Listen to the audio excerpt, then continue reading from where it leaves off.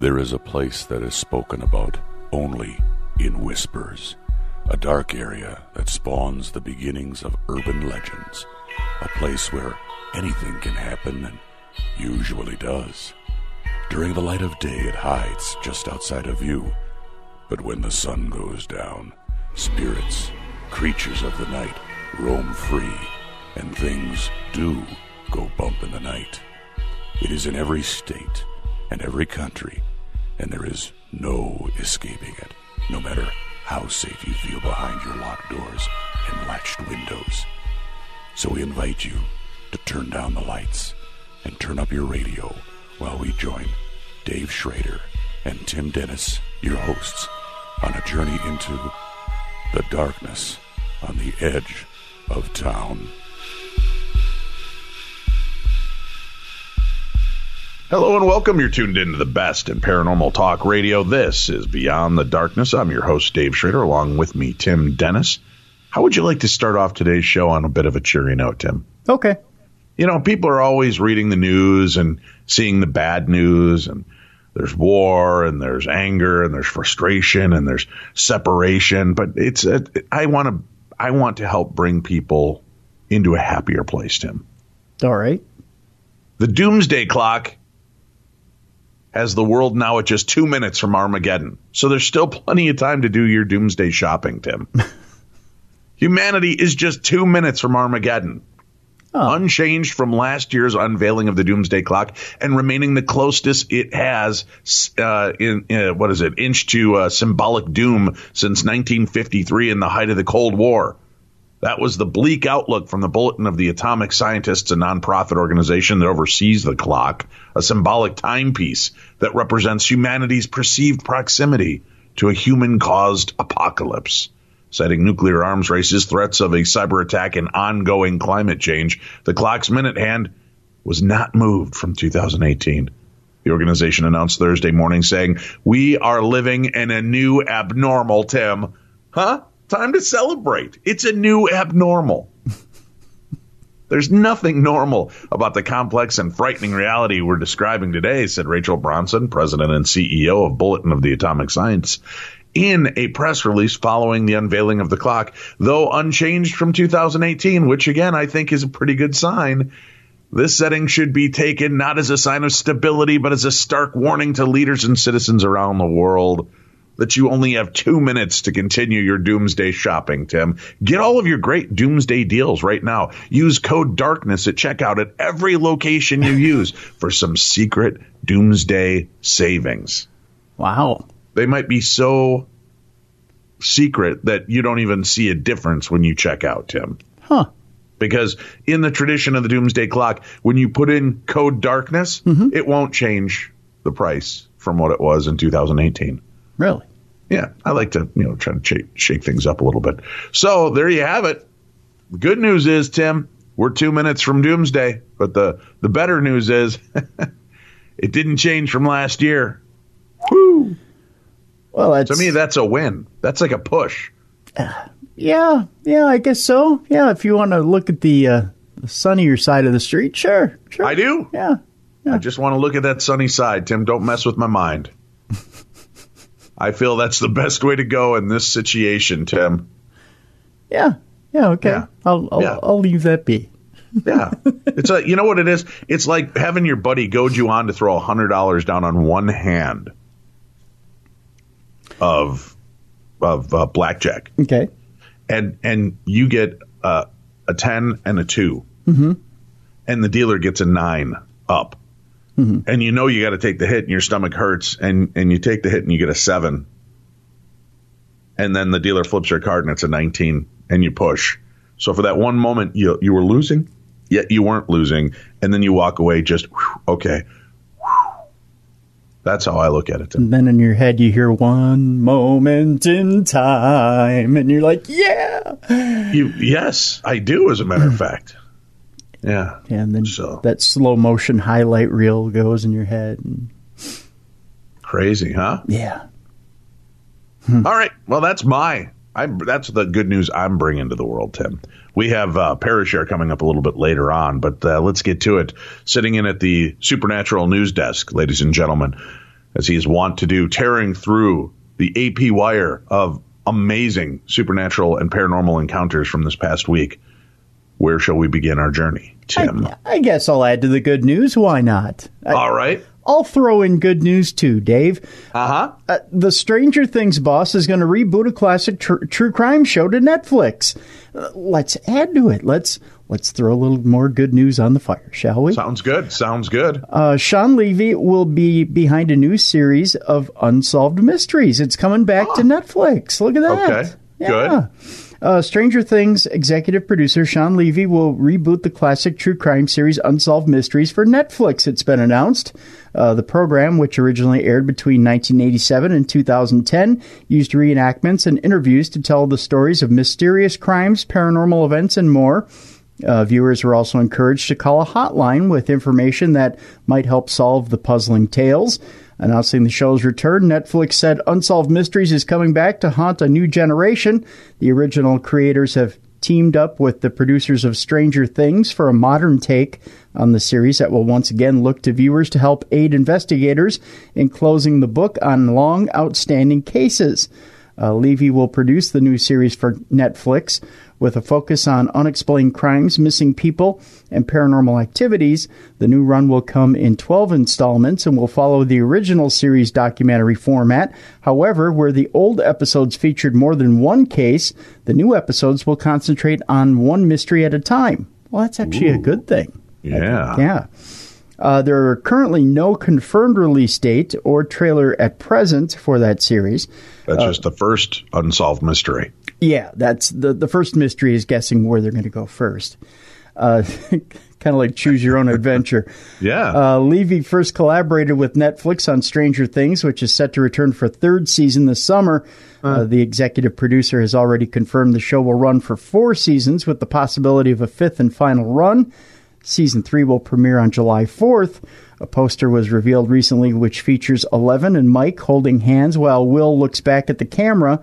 The ground is covered in dead rats. Delicious. Leading fans to speculate that the new episodes could see demo rats entering the town of Hawkins, Indiana. Great Scott. It's time to move. I don't know about you, but after the last 2 years, I would think maybe you move to Gary. Well, I don't know that that's much of an up. I gotta guess it's better than being pulled into the under and or the what's it, the down under, the over under, the over under. Yeah. Pulled down into the old over under, Tim. But you want having to face the Demogorgon. Yeah, you want to be pulled into the over under right before the Super Bowl because you get better betting odds that way. I see. Yeah, that's pretty much a good thing. Huh. Yeah. Oh. So is that? That's that. That's that. All right, where are we off to next? We go to Florida, which normally is a bad thing, especially on Tuesdays. Yeah, well, we can do it for supernatural news, I guess. Right. It's a good thing, actually, this time around when we go to Florida. An ancient Peruvian death mask is washed up on a Florida beach, and it turns out that somebody had sex with it. No, I'm kidding. That's normally where we go on Tuesdays. Oh, yeah, that is true, but no, nobody defiled it this time around. Step aside, Indiana Jones. Archaeologists with Seafarer Exploration Corporation have unearthed an ancient death mask dating back possibly thousands of years BC. The artifact, which is as thin as a piece of paper, was found on Melbourne Beach, Florida. And that's not all. The mask contains a precious metal, as an X-ray has revealed the presence of iridium, possibly from a meteorite. The theory is the item was taken by Spanish tomb raiders, and the piece of metal was part of a funeral headpiece from a pre-Incan civilization in Peru. This is some of the earliest evidence of man's ability to metalwork and to use iridium, said Dr. Michael Torres, who found the mask. That changes things and may change the way we perceive ancient Peruvian cultures. Dr. Torres is part of a team working to recover items of historical significance and value from the shipwreck site of the Spanish galleon La Concepcion, which I believe was a Spanish supervillain back in the day as well. The mask is thought to have washed up from the vessel, which was lost with most of the fleet during a hurricane in 1715. Researchers believe there could be more booty at the site. Oh, yeah. There you go, Tim. Booty, Lock booty, and booty. load. You can go do a booty call. Yeah, booty, booty, Florida. booty, booty, booty everywhere. With any treasure hunt, there is some degree of luck. Dr. Torres pinged on the artifact using a metal detector. See, they always say you never get anything with a metal detector, but I guess not. Which cost a couple $100. That was it, Dave. Just a couple $100 to discover that headpiece, which is priceless. Wow. And they say you never. How many guys have swung their metal detectors on that beach, Tim? Yeah, metal detectors. Right, Yeah. and have dug up jewels like, Pop Tops that blew out flip-flops. Yep. And missed that one. And then this chucklehead just comes swinging along, and he's like, Iridium. Man, I'm telling you, of all the things to find with a metal. Speaking of stepping on Pop Tops, did you see Jimmy Buffett sing the national anthem at the Saints game? God, no. Oh, it was horrible. Oh, really? my God. Oh. Ugh. He had 2 songs. This guy has become a multi-millionaire, has become an author and a restaurateur because of one song. That's pretty remarkable. He's decent singing his own songs in concert. He just probably should stay away from the national anthem. Maybe it's because he's lip syncing to cuts from 57 years ago. No, he's performing his own songs, and he's great at it. Please, Parrot Heads, you can address your emails to both of us if you want and rip us apart. But he's decent singing his own songs. Why do you got to call him names, Tim? No, Parrot Heads are with the Tim, that's rude. No, that's what the fans, Tim, I believe, call They may themselves. not be the most attractive fans in the world, but I don't think it's fair for you to call them parrot heads. Oh, no, you're insulting them now. That's what they, Tim, you're the one calling them parrot heads, no, that's Tim. what they I'm call just themselves. stating that they may not be attractive people, but calling them parrot heads is rude. No, that's what they call themselves, Dave.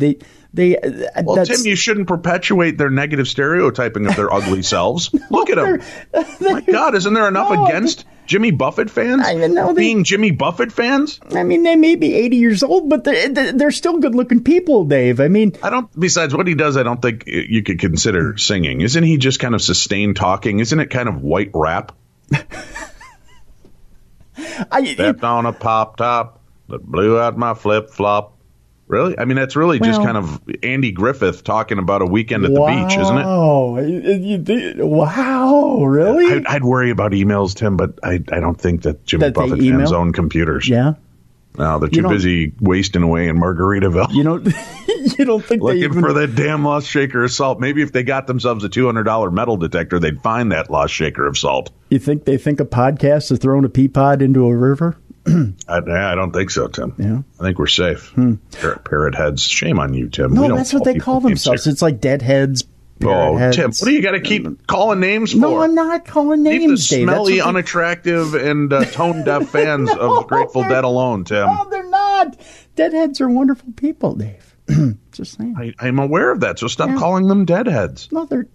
The unwashed masses don't need more labels, Tim. Oh, Dave, no. They're good people that take showers and listen to once or twice a year, whether they need them or not. I know. Dave, I'm aware. No, I've been friends with some of them. They shower regularly. Just saying. Well, even though they do cocaine. I'm sure they're driving that train high on cocaine, Dave. They're fine. Yeah. Well. Just saying. Yeah. To finish up the story, Dr. Torres says that the mask was looted from Machu Picchu or Pikachu, one or the other. Yeah, I think it was. Yeah, it was taken from one of the Pokemon characters. Torres said he would like to gift the artifact to a museum, much like Dr. Indiana Jones, one of his heroes. So there you go. Let's get on the phone with Zach Bagans. Oh, he may want it. Yeah, he's got a museum. He does, yeah. Yeah. So maybe Zach could take control of that deal and maybe wear it around the museum and dance around. I don't know. What does he do with that stuff after the museum closes? Does he play with it? I'm going to go see him when I'm in town for the Super Bowl. Okay. And he said he'd walk me about, and I'll ask him. I say, hey, no one else is here. Yeah. What do you really do? What do you do with the stuff? Maybe he'll want to. I don't know. Maybe he'll want to dance with it in front of me. Is it like Tom Petty in the Last Dance with Mary Jane video? Does he pick up the haunted dolls and dance with them, or what does he do with the stuff? I don't know. Hours? I want to know. Do you really? Yeah, I do. Curiosity, Just all right. Well, if I find out, I'll tell you. Yeah, I'd like to know. Just stuff I think about at 3 a.m. when I can't sleep. Hey, Tim, for the record, though. Yeah. Some people say that there's a woman to blame. Yeah. But I don't think parrot heads have women. No. But they're the people buying all the Cialis and stuff like that. Are they? Yeah. Are they the ones throwing the football through the tire swing? Yeah, and sitting in bathtubs with people and holding their hands with people in other bathtubs, and I think that's pretty sure. Very cool. Yeah. All right. Well, where shall we go next, sir? We continue on to this story where a Muslim family is haunted by a monk, and they call a priest for an exorcism as the ghost. Sounds like the setup for a joke. It is. It's one big setup for a joke. They all walk into a bar. Yeah, and they call a priest for an exorcism as the ghost was Christian. It's really complicated, but follow me as I go through this here. The Reverend Jason Bray revealed that he was called into action around 6 times a year, but says much of his work is fairly routine, as most of this joke was a routine too. I think I heard it back in the 50s. An exorcist priest has told how he was called upon to cast out a ghost monk haunting a terrified Muslim family because the eerie specter was a Christian. And evidently, Muslims can't chase away a Christian ghost. I don't know why. Reverend Jason Bray, a parish priest with the title Diocesan Deliverance Minister, or the DDM as the kids call it, Dave. I don't know what they call it that. Revealed the news in a rare interview about his job. Hey, kids, do you call it the DDM? No, Uncle Chick's high again. Oh, sorry. No, they don't, Tim. You're just making stuff up. The kids have called you out. I don't think that was the kids, Dave. I think that was you. That was very clearly the kids. The kids. You can't understand them because they're nibbling on sponge cake, watching the sun bake, Tim. The kids sound like Mr. Bill, Dave. Man, first you're going to take a shot at Jimmy Buffett fans, Grateful Dead fans, and now you're ripping on my kids. I didn't take a shot at the parrot heads and the dead heads. Dear Tim Dennis, I can't believe what a racist, misogynistic pig you are. Why It is unfair and unkind the way you treat Jimmy Buffett's weird, freaky hippie fans and stinky, unmasked washes of Grateful Dead fans. They may be disgusting individuals, but they have feelings. That was you. And then to light up Dave Schrader's children, referring to them as nothing but clayhead puppets, is disgusting and just disgusting. Right. Your number one fan, Bill. Well, does Bill sound like Mr. Bill? Wow. I'm just asking. I mean, wow. If the shoe fits. Because they had seen what they thought might be a monk, they felt this was a Christian ghost, and therefore they needed a Christian deliverance minister. Oh, wow. Stereotyping. Ooh, interesting. Yeah, I know. They were racially profiling their ghosts. Well, you got to. I think so, yeah. Exorcist, whatever you want to call us, to sort out the problem, Bray said. They were terrified, so they just went ahead and stereotyped, I guess. The Muslim family were referred to the priest via social services, and his bishop's office revealed today's Sunday Times. Reverend Bray is one of several hundred priests working for the Church in Wales and the Church of England, whose job it is to deal with nuisance poltergeists. Is the Church of Wales underwater church? Yes, it is. Yeah. Yes? Yeah. Do they have a lot that show up for that? Yeah, it's basically Aquaman, Mira, and a couple hundred nice. Atlanteans that show up. Is there Sunday school for fish then? Yes, there is, yeah. Oh, I like that. Small fish, yeah. I think whales should attend church. I think so, too. Yeah. I mean, they're holy. They've got that blowhole on their back. Why not? Oh, man. You just went, a little too far with that. All right. Yeah. So there's a nuisance poltergeist, and then there's, of course, the helpful poltergeist that walk around and make tea and crumpets and, clean your house, I guess. I could use a couple of them. Yeah. Are they available for working? I believe so, yeah. You just need. Or do I have to marry one of them to keep them in the country? Well, you might have to. There's the whole green card thing. Although you can't get them now that the government is shut down, so you have to wait till it opens back up again. Oh, so what you're saying is it's a good time to sneak into the country. Yeah, if you can sneak one of them in, then you can keep keep a helpful poltergeist. The nuisance poltergeist will just stay around. Yeah. Yeah, you can hang out at Tim's. I'll just take the helpful ones. I don't need one. But you know what? You can never, if you are you going to look a gift poltergeist in the mouth, Tim, if a crazy one shows up at your house at 314. Dave, I don't want any nuisance poltergeists. I don't need them. Right, well, I'm telling him don't go to this address because Tim doesn't want to be bothered at 314. Dave, I'm plenty of trouble all by myself. Oh, I don't need any. Yeah. Thanks. I appreciate it. Yeah. He revealed he is called into action around 6 times a year, Bray that is, but insists much of the work turns out to be fairly routine. The priest also calls out the rite of major exorcism. He was the guy who helped out Steve Austin in the $6 Million Man, right? Major exorcism. Yes, major exorcism. Yeah. A rare and highly secretive ceremony where alleged demons are cast out. I guess that's the major exorcism.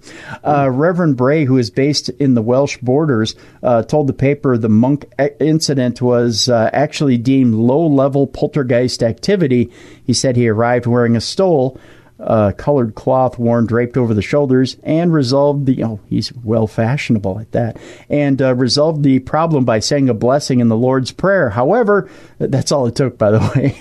However, not all of his call-outs turn out to be supernatural. Reverend Bray said a lot of the time it will be people who have mental illness of some description. Tim Dennis. I got you.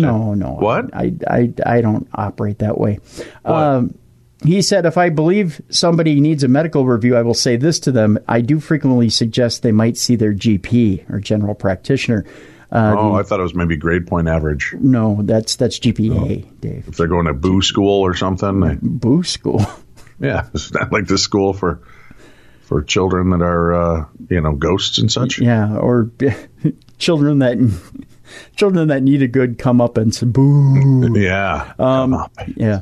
The Church of England said deliverance ministry is a distinct and specialist ministry governed by guidance and only to be provided by clergy in specific training. Although the term exorcism is commonly used, especially in films and media, to cover a range of actions, in the Church of England, it is a specific and extremely rare rite, which can only be administered with authorization from a bishop. So there you go. Well, don't do it without the proper authorization of a bishop. That's an important lesson. Yeah, you don't want it. The conspiracy wagon is rolling, Tim. Oh, yes. Yeah. I'm not sure if you're familiar with this, that the conspiracy wagon may be off the track on this one. Or is it? That 10-year challenge that popped up on Fache book, Tim? Oh, yeah. The whole concept of, show us a picture of you from 10 years ago and now. How radically different have you changed? Won't that be fun? Mm-hmm. Right. And, won't that be zany? But you know what it is? Is it's Skynet, Tim. It's Skynet doing facial recognition updates. So now they know what you looked like 10 years ago and what you look like today. Right. So they can begin the analysis of what you'll look like 10 years from now, Tim. So when we are effectively shut out of the internet by Skynet, right? They'll know what you look like. They'll know to hunt us down. They'll know what we look like, Tim. Right. Yeah. Yeah. Uh-huh. I haven't done it. If you buy that. I did me and Bruce Willis, really trying to muck him up. I should have done Bruce Willis and Rick from Pawn Stars. That would have messed them up even more when they were looking for Dave Schrader. Oh, yeah. Good one. Good one. Yeah. So what do you think? Do you think there is something to that? I mean, we know that they've been working with the government and with other independent agencies in the past. Do you think there might be something to the fact that they were getting facial recognition analysis? I had heard it was the FBI that was putting together the whole 10-year file. There could be something to that. Sure, why not? But and I wouldn't put it past Facebook, to be honest with you, because Facebook has been one of those organizations that's been found to be selling their data constantly and giving away their data constantly. So yeah, why not? I buy into it. Sure. That would explain why I keep getting ED ads on my screen, incontinence ads, and lengthening the size of my IQ. There's a lot of things here on how to educate myself and become more intelligible. I keep getting the oxymoronic weight loss and food ads. So it's I know, that's very confusing. Yeah, very, very confusing. In 1 minute it's lose weight, and the other it's like, hey, you can order food from across the country, and I'm like, oh, food from across the country? No, but I want to lose weight, and it's like, oh, here, put some magnetic bands around your toes and lose weight. Magnetic bands around your toes? Yes, I've heard of taking. You go to the petting zoo and you sit on the gate. And you dangle your bare toes over, and baby goats nibble the fat away right off of your toes. Really? Yeah, you don't even feel it. They lick the bottom of your toes, which gives you a full cleansing. Oh. And then they nibble the bottoms of your feet and toes, and they're just helping melt pounds away, Tim. It's a thing. Look it up. Well, being I have neuropathy, I wouldn't be able to feel it anyway, so I might as well do it. Perfect. Yeah. That would be the way to go. All right, now this next story, Tim. Yes. This story may be pertinent for a few reasons. First of all, there was a former radio show host who shall remain nameless who was planning a siege on Area 51. Is it former now? Well, yes, yes, she seems to have vanished. Okay. Again. And then the mantle seems to have been picked up by, it appears, Jimmy Church, our buddy who's been on the show. Yep. And Richard Hoagland. Okay. May be trying to invade Area 51. Why? Right now, the government's in a shutdown, Tim. Right. Yeah. Are there enough workers that would care if you walked onto Area 51 property? I think there would. So, yeah. Yeah.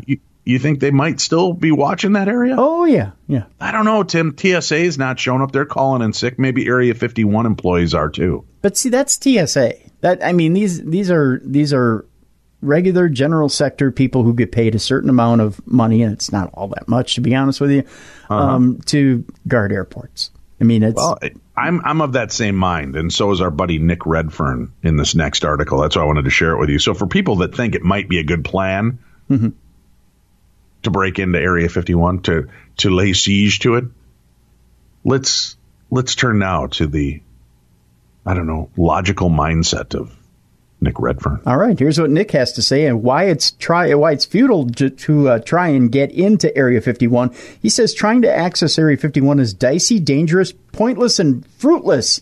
Ooh, that's a lot of lesses. Yeah, I actually sprained my tongue trying to say that. Do not do it, he says. Such is the extent of the surveillance of the landscape that surrounds the base and all of the Nevada test and training range, too. It's all but impossible to successfully penetrate the secret base. Cameras, motion detection devices, heat-seeking technology, night vision, aerial drones, helicopters, and much more collectively ensure that any attempt to stroll onto Area 51, whether by day or night, will simply not work. That doesn't prevent people from thinking that they can do exactly that, though. A perfect example of this stupid futility occurred in the latter part of 2012. It was in October of that year when a team from the BBC tried to achieve what no one else had done, find a way into Area 51. The two primary figures in the saga were Andre Maxwell and Darren Perks. The former is a well-known Irish comedian, while Perks is a conspiracy theorist, and for good measure, they had a few UFO sleuths with them too, as they traveled around not just Nevada, but also Arizona and California. The plan was for the pair to get as close as they could to Area 51 and have the film crew capture all of the excitement for posterity. It didn't quite work out that way, though. Yeah, they should have known that, and that there was not a chance. The entire crew and cast was clearly not prepared for what was about to come down on them. They actually thought that trying to get into the base under cover of darkness would actually work. Of course, it didn't, and it couldn't. Their first stop was the town of Rachel, the home of the Little Alien. Or Little Alien, get it? I've been there. I hung a dollar bill with darknessradio.com on it. There you go. Which is the closest place of normality to Area 51. Not too far away is what is known as Area 51's back gate. According to Perks, there was no one around, no guards, no vehicle, nothing. We filmed for approximately 30 minutes and tried to call the guards, but there was no one there and no sign of them. So we all decided to walk past the barriers onto the restricted area, past the security huts, and basically onto Area 51. And nothing happened. Okay. Nothing happened. So whatsoever. suddenly it sounds like I might be willing to give this a try. Maybe. Going through the gates does not mean that you are immediately on Area 51. The base itself is still more than 8 miles from the gates. In other words, despite what Perks claimed, they were most assuredly not on Area 51 at all. They were still miles away from it.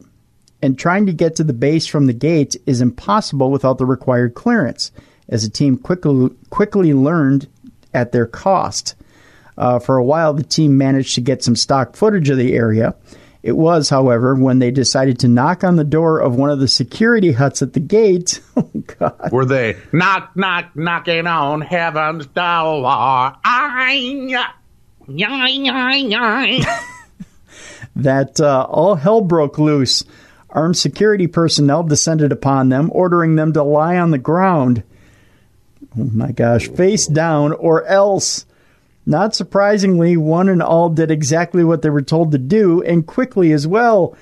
All of the team was extensively searched, and for a while their iPhones, wallets, and cameras were confiscated. For around 3 hours, they were forced to lie flat on the desert floor. Background checks followed, as did a trip to the local sheriff's office, where they were duly chewed out and fined in the region of $500 each. A lesson was learned the hard way. If you try to penetrate Area 51, you will not succeed. Instead, you'll have a gun pointed at you, and you'll likely end up out of cash, and a file will be opened on you. In other words, unless you have a warped reason to have your life turned over for the worse, then be content with Google images of the base. You know, I wonder how many goofballs are going to think it'd be worth $500 to say, I tried to break into Area 51. A lot. I think there's a lot of people who would think that would be worth it, but it's not. It's just not. I don't know. Yeah, especially because I wonder, that's federal land, right? Yeah. Yep. So is it a federal crime? And then does Yes. that show up on your record for eternity that you were trying Yes. to break and enter into a federal facility? Yes, it is. It's a federal crime, and it shows up as a. It's going to be hard to get a job at Subway. It is. It's going to be very hard. Yeah. All right. Where are we off to next? Real Life X-Files. Dave, a defense chief can't rule out the idea of extraterrestrial visitation, and it may pose a threat to the UK, according to some top-secret government files. The documents, which have not yet been released to the public, also reveal how believers and non-believers within the Ministry of Defense were at war over the UFO issue. The files, which have not yet been released to the public, also reveal how intelligence and defense chiefs within the Ministry of Defense were at war about whether or not to investigate UFOs. The Ministry of Defense decided to release all of its UFO-related documents in 2008. This is over in England, and all were made public apart from two, which have now been seen by Sun Online.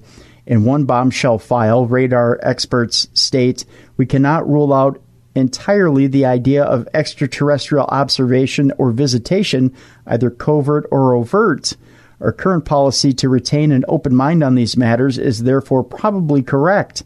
In another 1997 report, Ministry of Defense intelligence officers state, the only logical conclusion that we can come up to is that we do not know if UAPs, or unidentified aerial phenomena, represent a threat to the defense of the realm. We cannot eliminate the possibility, is the quote. The files show how relations became strained between the open-minded defense intelligence staff, the MOD's intelligence faction, and the skeptical SEC department, which handles UFO policy issues. Are you done with MOD and the FCC? Yeah, you know me. I thought so. Following one meeting between the opposing sides, one member of DIS, another three-letter initial, writes about a female member of SEC. She believes that all sightings are explainable. When asked on what basis of logic or analysis this had to be done, there was none. Another document reveals how SECAS's staff angered intelligence staff by only forwarding them to UFO reports they deemed credible. According to files, DIS wanted to do in-depth research into the UFO phenomenon, including going back through the archives and looking for patterns. The documents, which spans the years 1992 to 2003, show SEC were worried about this, stating they had some concerns about what is planned. They were concerned that by researching UFO sightings, the MOD would contradict what they had told Parliament, which is that UFO topic had no defense significance and wasn't being studied in depth. How are we able to maintain that the line that the government's policy is not to examine reports of UFOs further and that we have nothing to hide? A 1997 letter from SEC included in the files reads, Nick Pope, who headed up the UK's UFO project as part of SEC, was sent the document by the MOD before their public release and shared them with Sun Online. He said these files show how different divisions at the MOD were at war with each other over the UFO issue. He said, I had an excellent working relationship with colleagues in the Defense Intelligence staff, and because I had a high security clearance and the same open-minded views on the phenomenon, our positions were seamless. Sadly, things broke down after 1994 when I was promoted and moved to another job. For whatever reasons, my successors clearly didn't enjoy the same good working relationships with the DIS that I had, and things went wildly off track. It was ridiculous for my successors to try and filter reports by forwarding only those that they deemed credible because they had no clue how intelligence works and were clearly regarded with contempt by the real experts. All right. There's so many people pushing, and if it was not a thing, if it was a non-issue, I don't think anybody would be responding and there wouldn't be infighting. Very true. Very true. So something to consider. All right. Where are we off to next? We continue on with a little bit more UFO news here. Some pilots have reported a UFO over Pakistan. A Pakistani pilot flying near the city of Karachi was left scratching his head on Friday when he spotted a UFO flying near his plane. The intriguing encounter reportedly occurred during what had been an otherwise run-of-the-mill flight to the city of Sakur. Shortly after taking off, however, the pilot noticed something odd sharing the sky with him and contacted air traffic controllers about the sighting. According to the witness, the object was dark brown or black and seemed to be located around 150 feet above his aircraft. Perhaps the most fantastic aspect of the case is that he told ATC operators that the oddity looked like a spaceship. Clearly committed to his craft rather than chasing UFOs, the pilot promptly adjusted his flight path after reporting the sighting and then departed the scene without even taking a picture of the strange object. As to what it might have been, officials with the Civil Aviation Authority in Pakistan theorized that the pilot simply spotted a drone in the sky and turned the case over to the local police to investigate the situation. The possibility that the UFO was a weather balloon has also been raised by some observers, but that answer was dismissed by a meteorologist who argued that the witness would have known the nature of the object due to his training.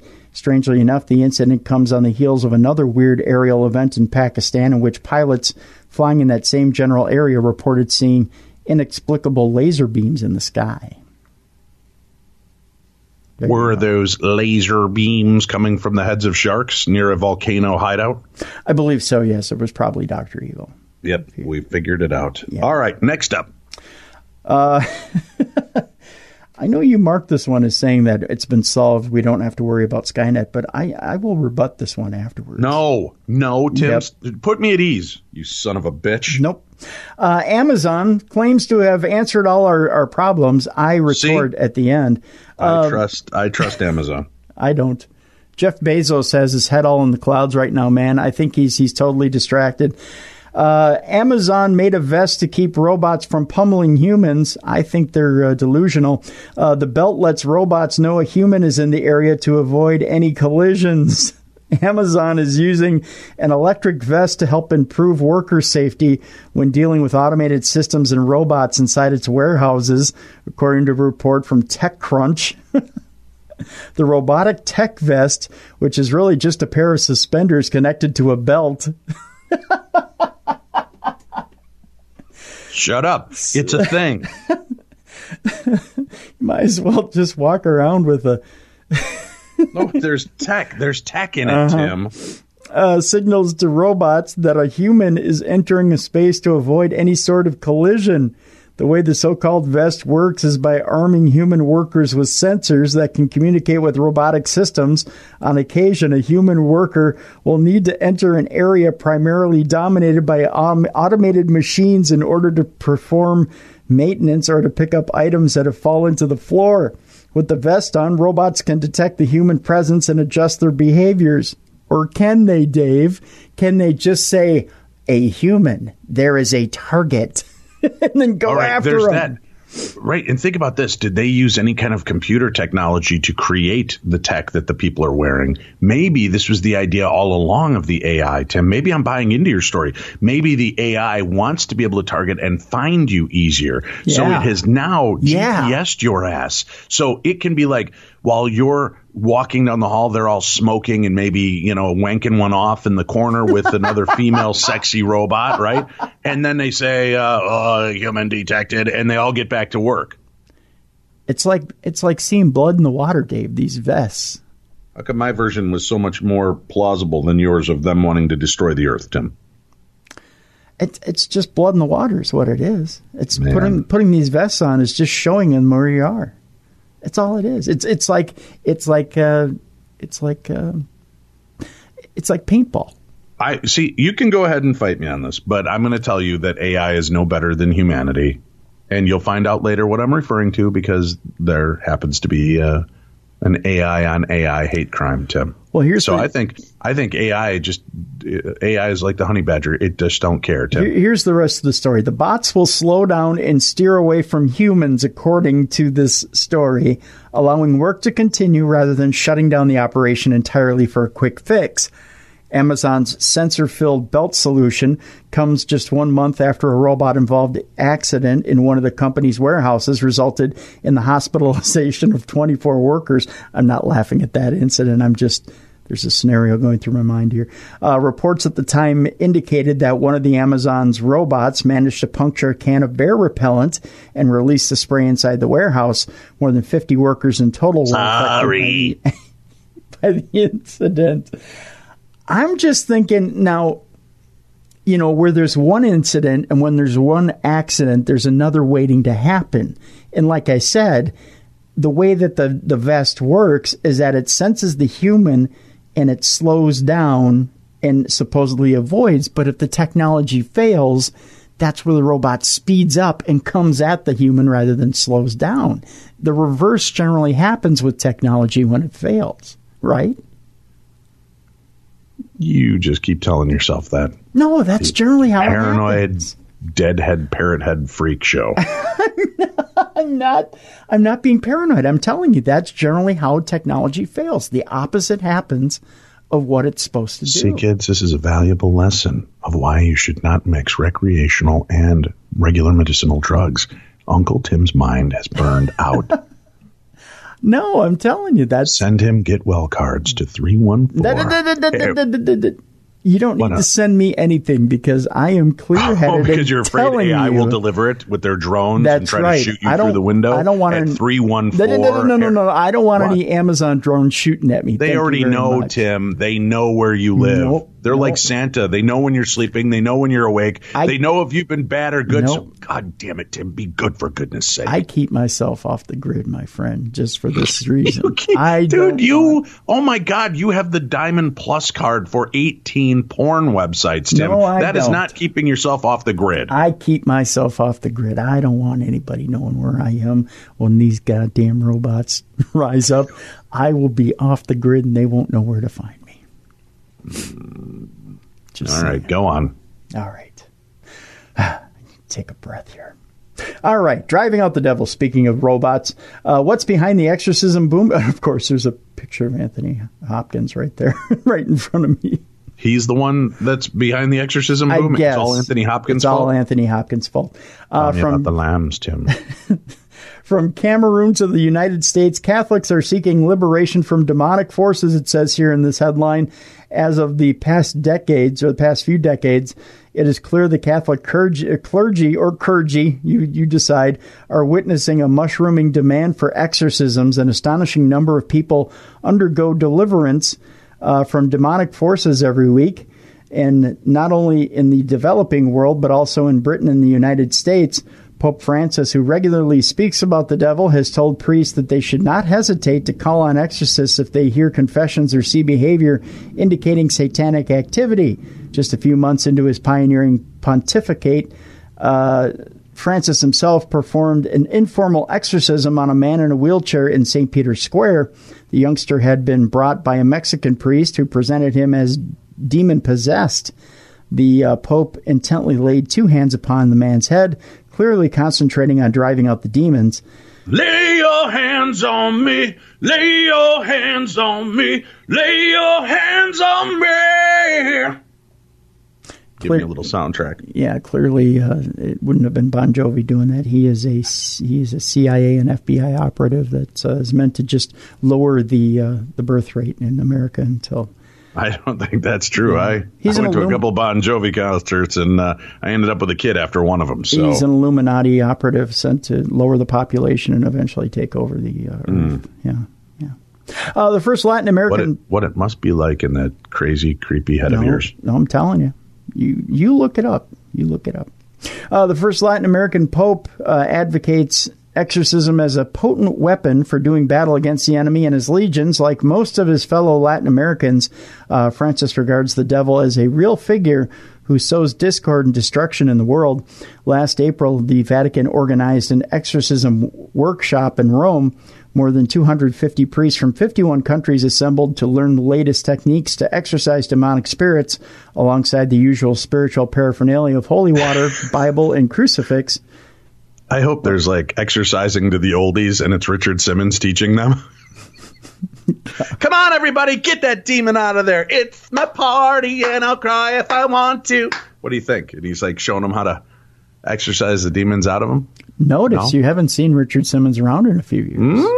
Because he is a special Roman Catholic operative to defeat the devil, Tim. Yeah. Maybe he's reinventing himself. Now that's plausible. He's taken himself out of the short shorts in the tank tops, and he's put himself out I don't think so, Tim. I think that is the bane of all demons. When they see the stripy shorts and the red tank top, the demons know to get out. It's the equivalent of Amazon's belt and and suspenders, Tim. No, that does the opposite, I'm sure. Eventually that fails. This, I think, truly, in order to... Never question the power of Richard Simmons, Tim. I think Richard needs to conform to the Catholic Church, so eventually he'll have to see... It might be a little late for that, my friend. Yeah. Unless he's looking to become a priest. Oh, no! I'd worry about priests writing me, but they're too busy listening to Jimmy Buffett. How do you know priests listen to Jimmy Buffett? Because they're all chill and stuff, you know. They're munching on sponge cake and drinking margaritas, Tim. I could be wrong. Maybe I'm wrong. We're being very offensive towards many people and positions today. Who's we? Are we in France? You attacking the Grateful Dead stinky fans by calling them deadheads and the horrific jobless losers known as parrot heads. I can't believe you even bring that up. That's horrible, That's Tim. you. I have not said a thing. What? Well, sure. You deflector. You are such a victim. Hashtag Tim's a victim. Please post it. The only thing I said was that... And now you're picking on Richard Simmons, saying that he does not have the power. No, I just or the glory. Said maybe he's. Good day, sir. He's transforming himself. I said good day, sir. And the only thing I said is you saw John Bon Jovi and Robert Kraft sitting together. You saw Bon Jovi and the devil himself sitting together at the New England Patriots game last weekend. And I think it has been proven now that Bon Jovi is a tool of the devil. Just saying. All right. And that proves that the Patriots will win the Super Bowl. All right. Just saying. The devil himself. The devil himself. John Bon Jovi. Okay. We'll see. Robert Kraft sold his soul to the devil. You just saw it for another Super Bowl. Consider it sod. Yeah. Seed? Seed. Okay. The rest of this article, I guess, if we're still going this way. Oh, there's an article? There's an article. There's something about Anthony Hopkins bringing in a new wave of terrorism to the churches, I think you were saying. Yes. And our only hope is Richard Simmons. Or am I in some kind of deadhead fever dream right now? No, you pretty much, you were, I think you mentioned something about Richard Simmons. Holy Water Bible Crucifix was a new edition. The mobile phone. Wait, new edition? Yes, new edition is wouldn't that have been the classic stuff? That to me seems like the original, the OG pack you would bring. A Bible, holy water, and a crucifix. Yeah, and then they sing "Cool It Now" to the wrong new edition. To the demon, and then it leaves. The mobile phone, in keeping with the global technological zeitgeist for long-distance exorcisms, is what they're talking about now. It's what it says here in the article. That's what they're using. All right. Mobile phones. I'm judge, I'm just whatever. Mm-hmm. Exorcism was, of course, an ancient feature of the Catholic faith. It was an essential part of early Catholicism. Deliverance from demons fell within the purview of holy individuals, both living and dead, and had no particular formalities attached. In the Middle Ages, exorcisms altered, becoming more indirect, frequently spiritual intermediaries, such as salt, oil, and water were used. Later, the holiness of saints and their shrines, deemed capable of miracles, began to take precedence over actual exorcisms. In the medieval era, exorcisms became a marginal practice, morphing from an ecstatic performance to a liturgical rite involving priestly authority. You said turd. I said liturgical, not That's turd. what I said. You said turd. I did not say turd. You said turd. I did not say turd. During the Reformation, as the Catholic Church struggled with Protestant attacks, such as the one right now, and internal divisions, its practices came under the spotlight. Exorcism was consequently reclassified and subject to stringent methods as the Church sought to establish strict criteria of diagnosis and canonical legitimacy. Legality came to the fore. Questions arose regarding who had the authority and legitimacy to exorcise, like Richard Simmons. The Catholic Church began to restrict who could perform exorcisms. It was during the 17th century that exorcism practices were defined. In fact, the rite used today is an adaptation of the one conceived in that era. Although exorcism was declining in popularity, the figure of Satan reappeared quite dramatically as the schisms between Christian groups during the Reformation were conceptualized as an apocalyptic battle between satanic forces and the Church of God. Well, isn't that special? A little bit. With the advent of the so-called Age of Reason, defined by scientific advancements, rationalism, skepticism, and a secular state, exorcism was impugned. Even with the church, some intellectuals such as Blaise Pascal, who combined a fideistic perspective on theology with openness to science, took a negative view of the practice. Exorcism manuals, which had formerly circulated freely, were suppressed, and despite demand from lay people, exorcisms declined. In the 19th and 20th centuries, as modern medicine and psychology advanced, exorcism was derided. Not exorcisms was derided. That's bad English. Neurological and psychological explanations, such as epilepsy and hysteria, were offered for why people appeared to be possessed. Exorcism returned dramatically in the 1970s. The box office hit The Exorcist revealed the significant and still cogent belief in demonic possession and the need to deliver tormented souls from evil spirits. Priests such as Malachi Martin, who it should be noted was later released from aspects of his vows by the Vatican, gained notoriety due to their exorcism activities. Martin's 1976 book, Hostage to the Devil on Demonic Possession, achieved considerable success. American Catholic charismatics such as Francis McNutt and Michael Scanlon also gained prominence. That's an unfortunate name for that role. It really is. Further putting exorcism in the public eye, yet the main impetus for the return of exorcism comes from outside the Catholic Church. The surge in the practice is strongly related to religious competition. Since the 1980s, especially in Latin America and Africa, Catholicism has faced stiff competition from Pentecostalism, the most... You said stiff. The most dynamic expression of Christianity to emerge over the past century. Pentecostal churches offer a vibrant spiritual life. They are pneumocentric, that is. They focus on the role of the Holy Spirit. They feature demonic deliverance as a defining element of their healing services. Pentecostalism is the most rapidly growing Christian movement in the world, rising from 6% of the world's Christian population in 1970 to 20% in 2000, according to Pew. Since the late 1980s, competition with Pentecostalism has led to the formation of a cadre of Latin American priests affiliated to the Catholic Charismatic Renewal, which specializes in liberation or exorcism ministries, such as current demand for release from demonic possession that some priests, such as the Brazilian charismatic superstar Father Marcelo Rossi, even celebrate liberation masses, or misas de libertacio, take that twice, on a weekly basis. You know, I love when you speak Spanish, Tim. Misas de libertacio. Now you're starting to sound like Jar Jar Binks. Misas de libertacio. Now that's Senor Wences.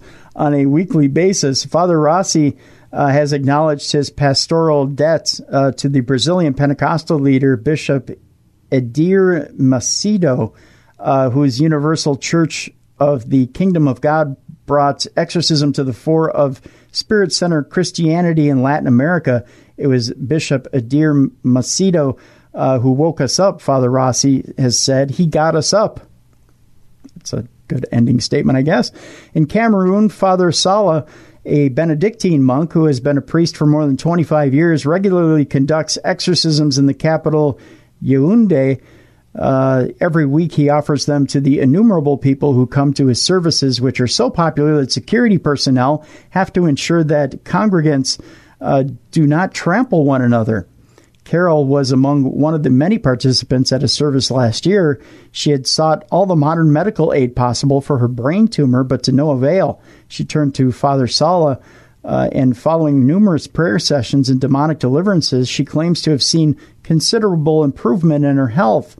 As the Catholic Charismatic Renewal has expanded among the Latin American and African working classes, so has demand for grown for physical healing and exorcism. Many impoverished urban Catholics, like their Pentecostal counterparts, seek divine help for their poverty-related afflictions. Thus, grassroots charismatics typically implore the Holy Spirit to empower them to overcome such problems as unemployment, physical illness, domestic strife, and alcoholism. In Brazil, much of the Caribbean, possession is often attributed to the exes or liminal trickster spirits of Candomblé, Umbanda, and other African diasporic religions. In Mexico, it is increasingly the spirit of the folk saint Santa Muerta that is being expelled from possessed parishioners. In Africa, it is usually the indigenous pre-Christian spirits that are blamed, such as Mamiwata across West Africa or Tokoloshe in South Africa. In the U.S. and Britain, meanwhile, parishioners increasingly believe that the demons are the cause of the various tribulations.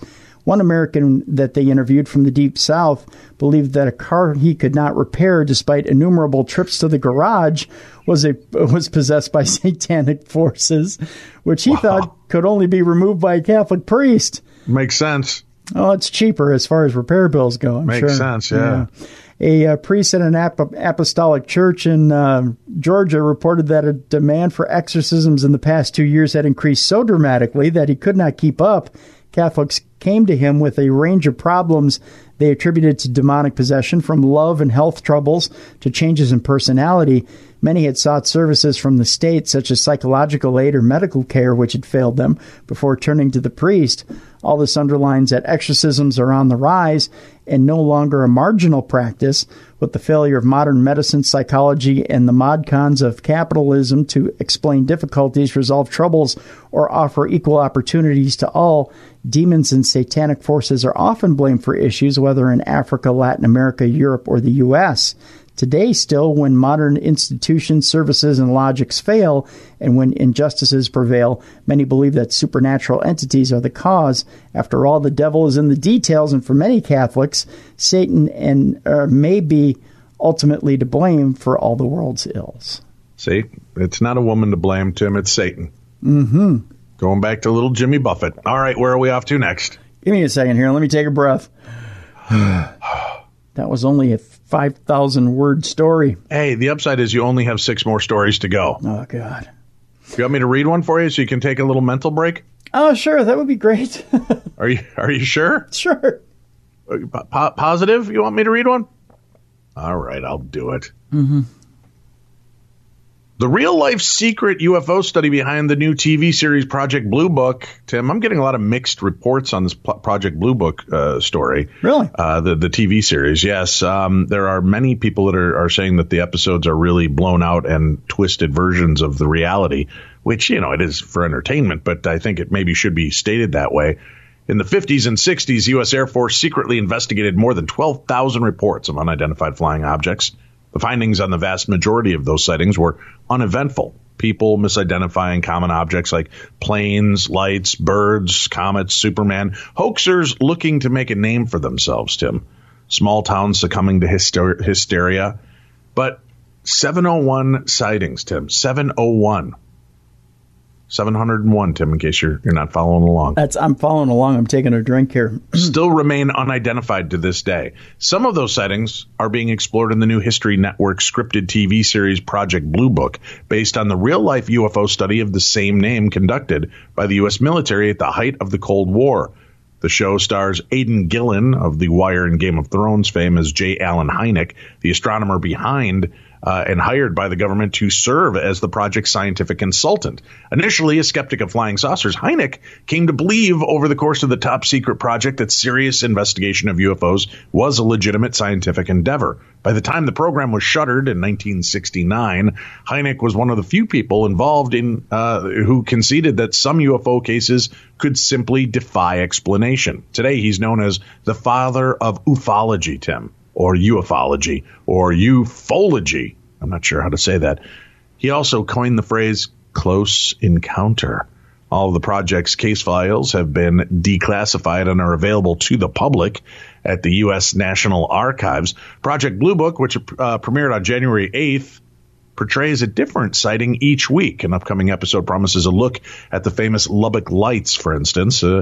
This exists somewhere between genuine historical fiction and the X-Files style sensationalism. But however accurate the series is or isn't, the true story upon which it's based is fascinating all on its own, Tim. So take it for what it's worth. Don't get all up in arms about it if you're not happy that the show doesn't follow the edict of the original story. I think the point is that, they're making it accessible for us and making it fun to watch. Yeah. Yep. Yeah. All right. Where are we off to next? Oh, well, a little AI on AI hate crime, Tim? Well, even amongst humans, there's that too, Dave. A self-driving Tesla has collided with an autonomous robot in Las Vegas, mistaking it for a human, Dave. Oh, new twist. Plot twist. Kidding. A Russian robotics company said one of its autonomous Promobots was taken out by a self-driving Tesla on the eve of Consumer Electronics Show in Las Vegas. A Promobot shared a video recorded outside of the Westgate Las Vegas Resort and Casino showing one of its namesake machines at the side of a driveway at the facility.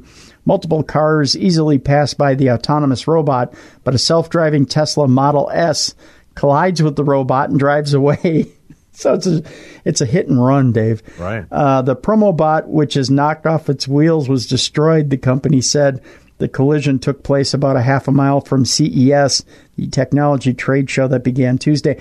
This just goes to show you, Dave, that AI does... Goes to show you, Dave. Yeah, goes to show you. Yeah, I'm with you. Goes to show you I'm with you. AI does not have morals because it's a hit and run. They didn't stop to give a police report. Mm-hmm. See? That's an interesting concept. So when the apocalypse comes, there are no morals. They're just going to rip your limbs off and move along. Maybe. Not maybe. It's going to happen. Maybe. Could be. How would you like a story to freak you the F out? I would. All right. Sign me up. All right, here we go. You ready? I'm with you. A woman wrongly pronounced dead dies from hypothermia in the morgue, Dave. No, Tim, not these stories. Yes, no, Dave. Tim, shame on you. Huh? Shame on you, Are you Tim. ready? Are you ready? Oh, God, am I? Okay, go ahead. A 62-year-old woman came back from the dead in a morgue.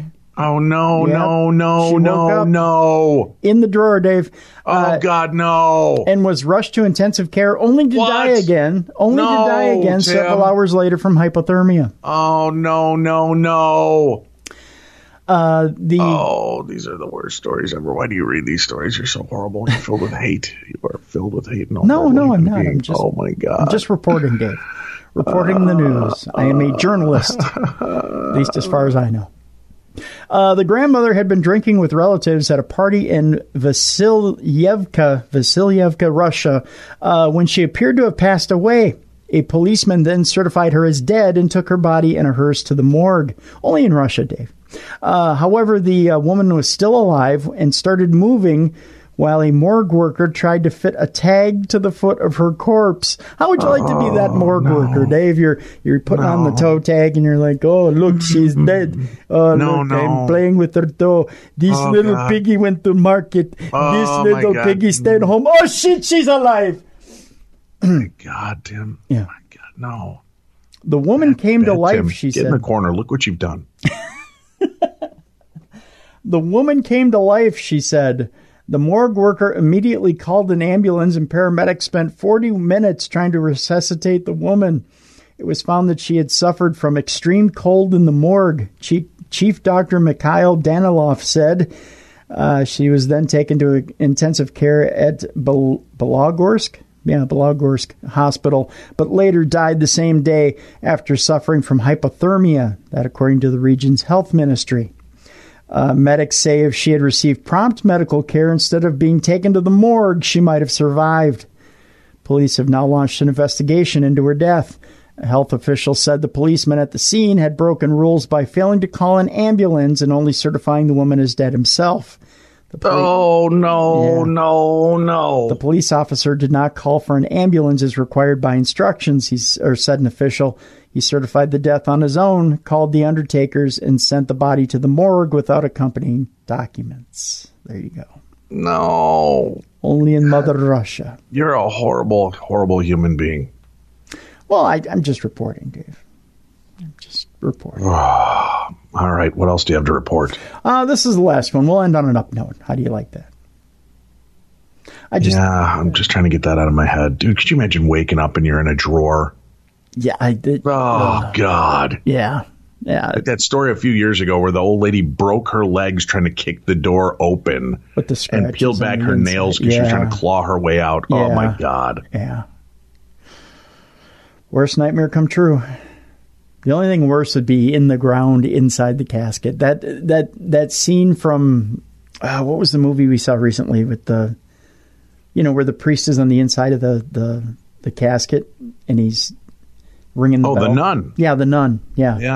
Yeah. That scene of all the recent horror movies we've seen, that scene affected me the most, and that it was. That's worst nightmare come true. Mm-hmm. On an up note, to finish up supernatural news, the CW has ordered a pilot episode of the Lost Boys TV series, so it's coming to TV. Oh, yeah. Okay. We first heard about the CW developing a television series adaptation of the 1987 Lost Boys back in 2016. And though they had initially passed on ordering a pilot at the time, Deadline reports that the network has now finally ordered up that very pilot. Deadline details the CW originally developed a series adaptation of the iconic 1987 Warner Brothers horror comedy movie. I don't know. Is it a comedy, really? I mean, it's got funny lines in it. Oh, yeah, it's a comedy. I think it was definitely in that vein of American Werewolf in London, which was kind of a comedic horror movie. Okay. The Lost Boys, with Rob Thomas writing during the 2016-17 development season. While the project didn't go to pilot, the network brass remained very high on the title and had been looking to redevelop it. While Thomas has been busy with his Veronica Mars reboot for Hulu, a take by writer Heather Mitchell, got everyone very excited, and the new adaptation picked up steam this development season. The log line for the CW small screen take on the classic vampire film goes as follows. Welcome to the sunny seaside Santa Carla, home to a beautiful boardwalk, all the cotton candy you can eat, and a secret underworld of vampires. After the sudden death of their father, two brothers moved to Santa Carla with their mother, who hopes to start anew in the town where she grew up. But the brothers find themselves drawn deeper and deeper into the seductive world of Santa Carla's eternally beautiful and youthful undead. There you go. That's I think it's about time. I would watch a Lost Boys series. Yeah, I would too. Yeah. I'd we'll see. I'll give it a couple of shots and we'll see where it goes from there. Yeah. All right, let's take a break. When we come back, it is time for your stories. Parashare is upon us. And remember, if you want to be a part of the show, you can always call our Voices from Beyond voicemail, 651-300-4977. That's 651-300-4977, and leave us your story. Or email me, dave@darknessradio.com.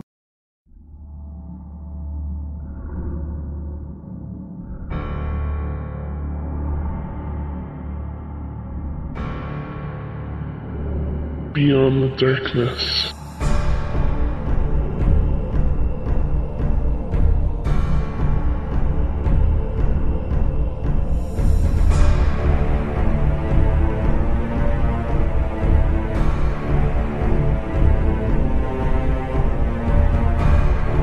We're back, and it's that time of the show where we talk about your stories, not just the news that's been regaled to us from around the world, but instead we're going to go to your stories. And remember, to make this even more fun, we want to hear from you. We want you to be a part of the show with us, and you can do that very easily. You can call our Voices from Beyond voicemail and leave your story. It records up to 3 minutes long, so launch right into your story. If you need to call back to continue, Tim will put those together so that it's one neat, cohesive package.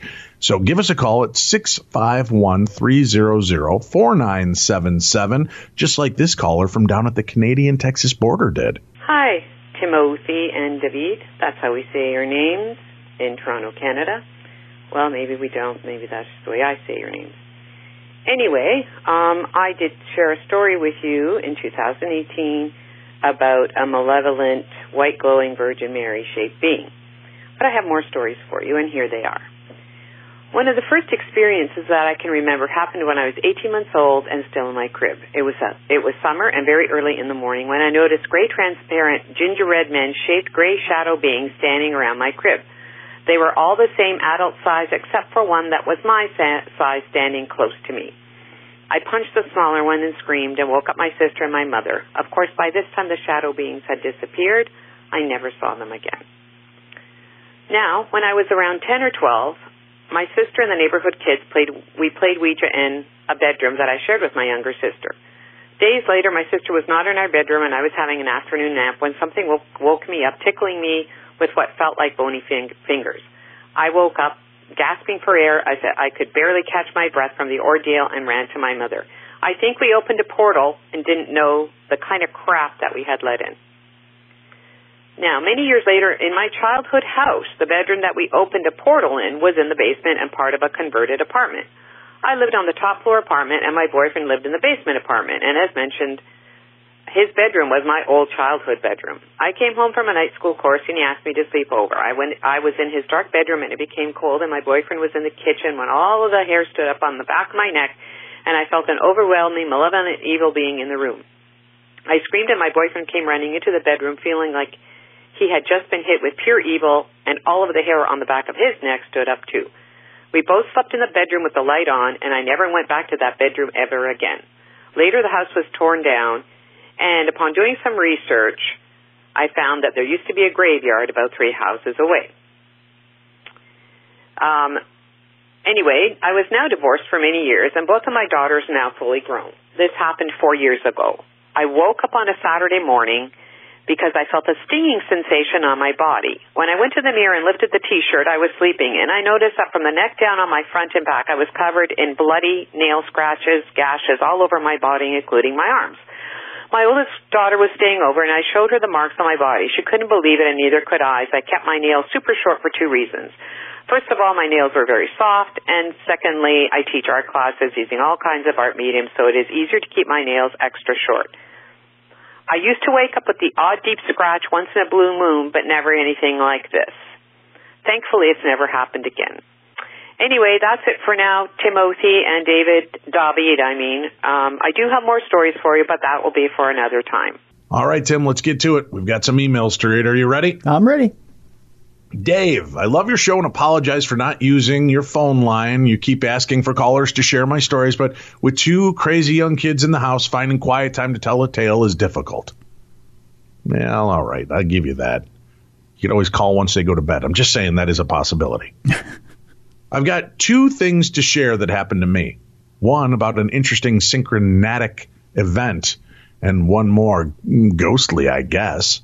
The first takes place when I was in college, one hot summer night, before I started always living with 1 or 2 large territorial dogs. I was always insistent on sleeping with my bedroom door closed. Call it paranoia from being a crime show junkie, but waking up with an intruder in my bedroom was a bit of a bugaboo of mine. Ooh, bugaboo, nice use. Mm-hmm. Naturally, on this particular summer night, it was just too danged hot to sleep with my bedroom door closed, so I had opened it and put my box fan in the doorway to get a nice airflow going through. Unsurprisingly, I awoke in the middle of the night, 2:30 I think I recall it being, and looked in my hallway through the doorway, and there was an outline of a man standing in my doorway, black on black, outlined by the light of the hallway, trench coat and fedora hat clear as day to my sleep-addled mind, just standing there. Naturally, my first thought was just a trick of the light, so I slowly blinked and focused on other things, trying to prove to my brain there was no creepy man in my doorway. Yet he persisted.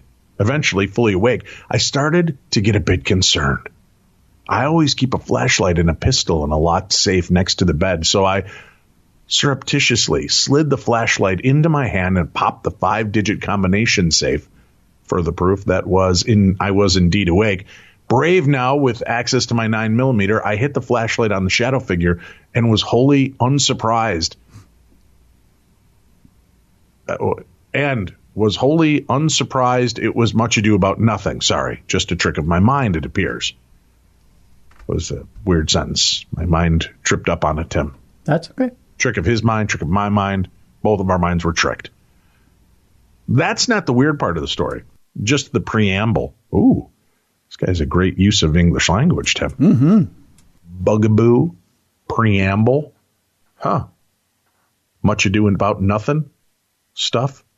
All Shakespearean on me. The following morning, I had to work as usual, check the previous night's Coast to Coast AM podcast for my morning listening. Shadow people is the second guest. Fascinating. As I listen to the guest, whose name I've forgotten, the hairs on my arms stand up. When she gets to Mr. Hatman, I'm all goose flesh. That's Heidi Hollis you were hearing. Heidi Hollis. She's been on our show, too. We've talked to her about Hatman. Mm-hmm. I mean, I guess if you want to remember it from George Norrie, you can. We did much better interviews with her on our show. You could just go through the archives.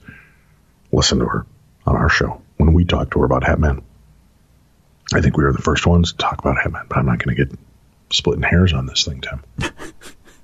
I checked the runtime, run the math. I'm your CST neighbor to the east. Go Pack, go. Well, figures. And sure enough, when she's talking about Mr. Hatman in real time on the radio, it's the very time I'm having that very same encounter, which I had never heard of as a phenomena prior in my bedroom. Creepy. So you must be a newer listener to our show, because we've had Heidi Hollis on our show talking about Hatman repeatedly. Yeah. Or you were just drunk on cheap wine in Wisconsin. Yeah.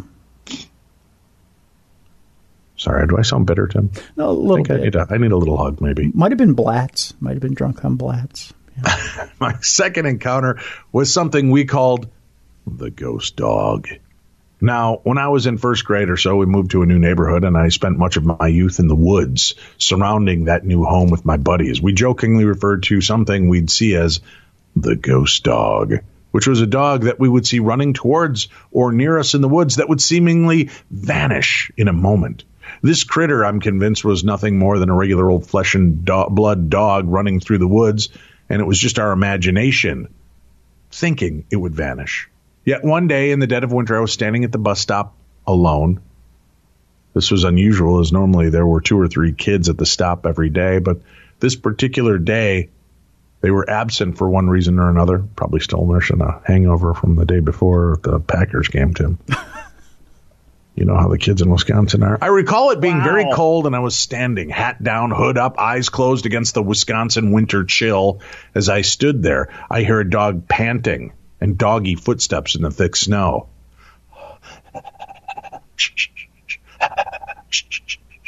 How do you like those sound effects, buddy, huh? Pretty good, yeah. I curse, as I was young enough when cursing was still fun, as I assume my family dog followed me to the bus stop, as she occasionally did, knowing the bus was coming soon and I'd have to run her back home quick. And man, it was cold. Saying my dog's name, I reached down to pet her, exposing the skin between my jacket sleeve and glove. And to this day, I can still feel the hot dog breath, the wet tongue on my arm as she licked my wrist. Opening my eyes, no dog. No tracks in the fresh snow other than my own. Nothing but my still warm and wet feeling wrist. And a whole lot of goosebumps.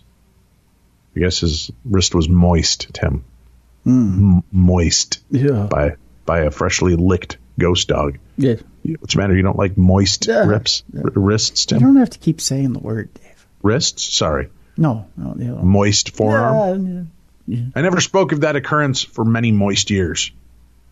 Though years later I had many odd dog encounters and have an uncommon affinity to canines, having shocked more than one friend when their mean, hates everyone but us dog instantly loves me.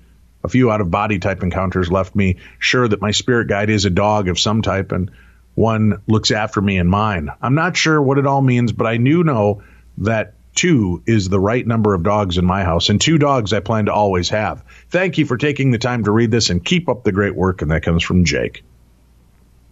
First of all, don't tell us what to do, Jake. We'll keep up the great work if we want to. You're not the boss of us, Mr. Pushy Wisconsin guy. Thanks, Jake. We appreciate it. Jake. We appreciate it, Jake. Thanks. Tim, settle down. Why do you have to get so wound up with this guy? I'm not wound up. Relax, Tim. Don't yell. For God's sakes, it's unbecoming of a radio host. Just thanking Jake for the Do you think Jake was standing out on a Saturday thinking it was a school day? No. You know how Wisconsin kids are, Tim. Wow. You think somebody told him, hey, lick that stop sign post. It tastes like chocolate. No. Cheese. Okay, maybe it tastes like cheese, Tim. Ooh. Uh-huh. That's how I get you. I'm just kidding. I don't have a thing against Wisconsin people. Unless they're parrot heads or deadheads, dirty freaks. Get a job. Hi, Dave. I'm constantly investigating spirits in haunted locations and bringing them home. Do you know if pouring salt around my doors and windows will keep them out? No, but it can cause high blood pressure. Yep. And your house does not need high blood pressure, Tim. That's right. How do you not bring them home? I don't want to stop investigating, but it's getting out of hand. Any advice? Thanks, Carl. Well, Carl, this is an excellent question. One I would like to answer in a very deep and meaningful way, but I'm not in that mode right now, so you're kind of screwed. No, first of all, be careful when you go out. I do a prayer of protection around myself that, I specifically say that spirits of negative and malevolent force have no power over me, protect me, surround me in white light. And, if they're there to make communication, they may do so, but they cannot hurt me or influence me. And then when I leave the locations, I do a prayer of closing. And at that prayer, I just ask that, any lost or malevolent spirits be ushered out and that I remain protected. And then before I even walk into my home, I do a third and final prayer, just asking to be cleared, my soul, my heart, my mind, my body, of any negative influence, energy, or malevolent spirits. And I don't have that problem. The only weird thing that follows me home from these events is Tim. Well, and I just get weird if I follow you home. So that is weird. Yeah. When they follow me home, I trap them in my bathroom, and you don't ever want to be trapped in my bathroom. No. So, and then they leave right away. Yeah, that is a fact. All right, Tim. Are you ready for our next story? No, I'm ready. Remember, people, you can always give us a call. 651-300-4977. I liked our caller today. That was a great kind of heartwarming story. Mm-hmm. I like to get those. Hi, Dave and Tim. I hope you're enjoying the new year. That's how this new email starts off, Tim. I'm a long-time listener to your show. Oh, so you've heard Heidi Hollis on our show about Shadow Man and Hat Man. Good. Thank you for being a long-time listener. I'm a long-time listener to your show, and I wanted to talk to you about a dream visit I had from my kitty, Daisy. First, let me tell you a little bit about Daisy. We'd had Daisy for 15 years. She's all white with one blue eye, one green eye. 6 months ago, she was diagnosed with cancer of the jaw. I had taken her to the vet because she needed a teeth cleaning, and when they got her teeth cleaned, they put her under. My vet called me and sounded very upset. He said that he had found cancer in her lower jaw and tried to remove as much as he could. and also removed 6 teeth. I was devastated. He said it was too late to do chemo and just try to make her comfortable. Slowly, she started to get worse. She was dehydrated, and I ended up having to give her fluids myself at home. She wasn't able to chew or open her mouth anymore, so I was feeding her soupy, wet food. New Year's Eve came, and she wasn't breathing well. My husband took her to the vet, and once again, the vet examined her, and he said it was her time. I was at work, and he told me to just stay at work, and he would stay with her. He knew I couldn't bear watching her go. My husband said that she went very quickly. She was just so tired and was ready to go to heaven. Fast forward to Saturday, the 12th of January. I had this very vivid dream. Here it is. I was at my parents' house, and I was getting out of the shower. I opened the door, and Daisy was standing there. She startled me and ran off because I think I startled her, too. I called her name, and she came back upstairs. I sat on the couch. She jumped on my tummy, and she looked so good. I forgot to mention that before she died, she had lost a ton of weight and was going blind in one eye. In my dream, she was fat with her eyes bright and clear. She was purring and rubbing her head on my hand. I was crying because I was so happy to see her. I called for my mom. I said, "Daisy's here." Mom said, "I don't see anything." My damn alarm went off, and I was so happy because I realized Daisy was letting me know she was okay. It's still fresh in my mind a week later. I could feel her fur, and her purring was so loud. It was the best feeling. I'm sorry this took so long, but I just had to share with you guys. I tried to use proper grammar and spacing. Enjoy. And that's from Carrie in Colorado. You did fantastic on the email. Thank you for sharing that very personal and private story with us. We appreciate it. You know, do you mind if I revisit an old story, Tim, that I tell? Sure. It's been a while since I've shared it, and talking about ghost animals and cats. There's a location here, Thayer's Bed and Breakfast up in Annandale, Minnesota, which is no longer open. Sharon, the owner, passed away, and it kind of became shuttered and fell into disrepair. I think they're either rebuilding it or tearing it down and making it something new. But I digress. I'd gone there for this event. We were trying to get in touch with our psychic sides, and they had a few psychic and mediumistic teachers, metaphysical teachers on hand. And we'd done all these exercises, and the place was crazy haunted. There was a lot of weird stuff people were witnessing, or so they said. But she kept talking about her ghost cats. Now, I'm not a fan of cats, Tim. I don't know if you know that about me, but I'm not a big fan of cats. Don't let the 5 I have fool you. They've all weaseled their way in here with promises of paying me rent and being able to fix things I can't fix. And so far, they're all liars. They just lay around and eat and drink. They're a lot like my children, Tim. Okay. They do nothing. Anywho, so I keep hearing about this. And, of course, she has these 2 big fluffy Angora cats. And, you know, when you're not a cat person, who's the one person every cat wants to hang out with? You. The non-cat guy. Mm-hmm. Maybe I'm a cat guy, I just don't know it, Tim. But anywho, the 2 living Angora cats kept darting around and climbing on me. Well, we ushered them out of the room because we had to do this exercise where we all laid on the floor and we kind of spread our legs and put our arms out to our sides. And we just wanted to lay there and like not have any touch. No, you know, you didn't want to touch yourself appropriately or inappropriately. Just let me be clear. So I'm at the back of the room, and Hanakia Zedek is up at the front, and he's doing this drumming ceremony. And we're supposed to be closing our eyes and following this therapeutic path to find our totem, to find our spirit guide, if you will.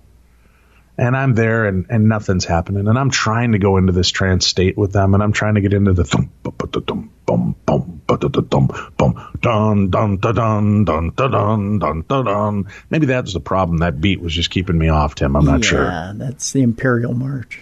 Yeah, so I'm trying to get into this and trying to make contact, and one of the damn cats had gotten back in the room and kept nuzzling my hand and flopping on my arm, demanding attention. So I'd scratch them for a few seconds and I'd shun them and push them off, Tim, as I'm apt to do. And then it came up and buzzed up against my hip and was grinding against my hip and wanted love and affection, was demanding it once again. So I petted it, and then I thought, no, I've got me here for a reason. I put my hand down and I ignored that damn cat, Tim. And then it came back again, and it was purring, and I could feel it vibrating as it purred, and it was going, and all right, fine. So I start scratching the cat. I'm not making any kind of spiritual connection. I'm quiet. I'm not bothering anybody. And so I'm really digging in on this cat's fur because it's thick fur, and I'm getting in and it's digging it, man. It's like purring and grinding up against my hand and hip, and it's like, oh, yeah, that's the spot right there. And I open my eyes to look at the cat, and my hand is stroking empty air. There was no cat there, but I could feel the fur, I could feel the skin, I could feel it purring against me. So that was one of my first encounters once we launched this show, was at Thayer's Bed and Breakfast with the ghost cat, Tim. And then I realized from the front of the room where Hanaki Azetic was, and the way my hand was positioned, it probably looked like I was rubbing one out from the back of the room. Because my hand was just at waist level, and I'm just hands working in circles and scratching. It just had to look really bad. Going to town. From that position. Maybe that's why the change of the beat kept going. He was trying to throw me off. I don't know. Yeah, it could be. Our final email is here, Tim. And remember, you can give us a call, 651-300-4977. We put the damn phone number out there for you people. Call it. Give us your damn story so Tim and I don't keep losing our voice while we read stories. Dear Dave and Tim, first let me say how much I love your show. You two are the best.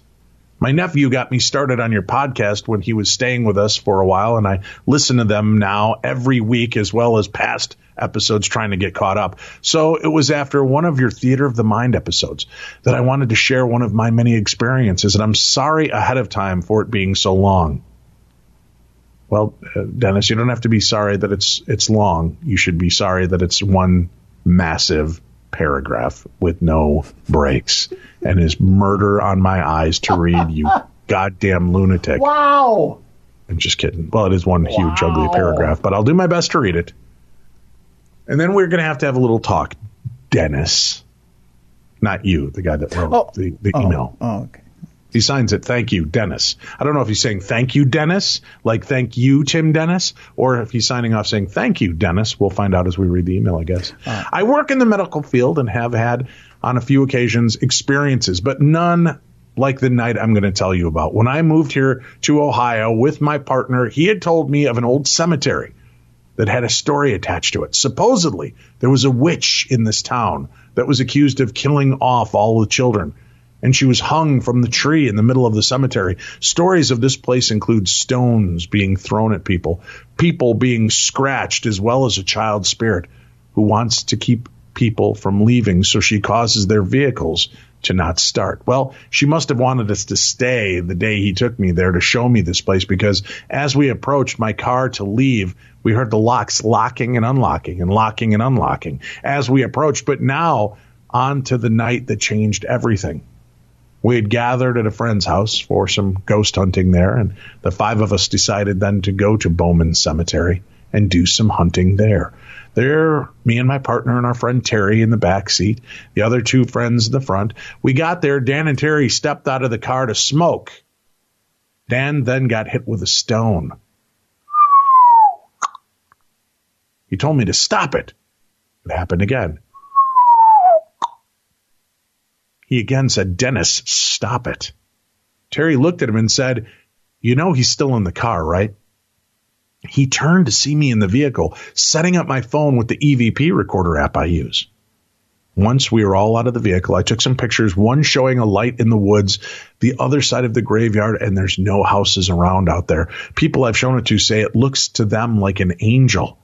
And it must have been. As we start to walk into the graveyard, the blue flash shoots overhead. We're all looking like, what the hell was that? I have my recorder on the whole time. There was growling as we were walking through the cemetery, which we didn't hear any of the EVPs I'm mentioning till after we got home that night. We approached this one grave that usually has a doll sitting on it.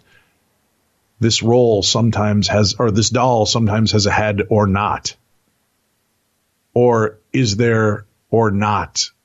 One time we seen her at the edge of the woods that surrounds it. Terry looked at Dan and was like, wasn't that on the other side the last time we came out here? You hear the EVP voice say, was it? We then continued talking and walking with Terry. Comments about the lights on the car, that if she got out of there, that if they go out, she's out of there.